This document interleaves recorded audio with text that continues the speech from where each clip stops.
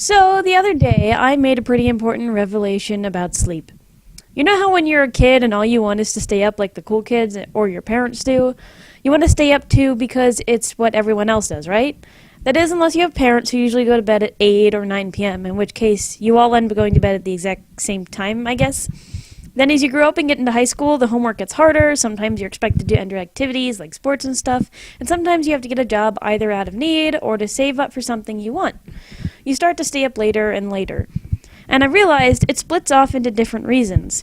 If you're a people person, you start staying up to go hang out with friends more often, but if you like to stay in, then you just stay up watching Netflix and reading a book or doing random stuff in the middle of the night, just random stuff. Then you go to college and you start to sleep in because you can. If you're a responsible kid, which I was, you did your darndest to not do it, but most days it just didn't happen. You would pull an all-nighter, then wake up around 12 p.m. the next day.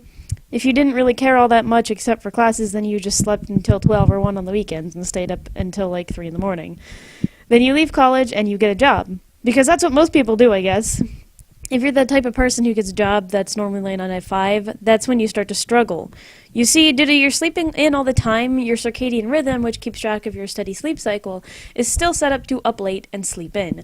So it becomes a super big struggle. Your inner child is now screaming because they regret ever wanting to stay up late, but there was never any escape.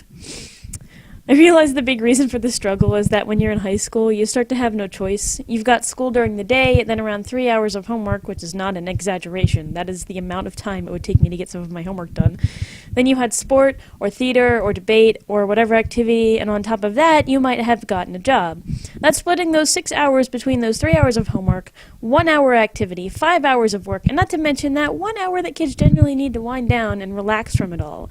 If we were to put that all into one day, kids would be getting up at 6 in the morning and going to bed at 1 in the morning. I still can't stay up until 12 and be coherent. Not to mention a lot of people I've known and teenagers I've worked for at my food service job, they all end up hanging out for a good 3 hours after work, and some of these guys are going to bed at 3 or 4 in the morning.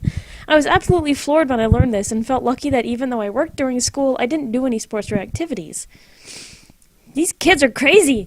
God. Hey guys, thanks for watching my speed paint and listening to me drabble on.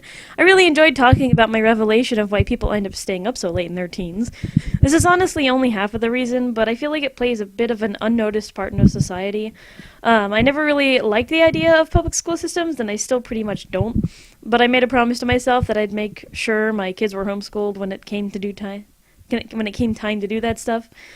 Anyway, thank you so much for watching and listening. If you would like a commission, then please check out my website below and send me a message.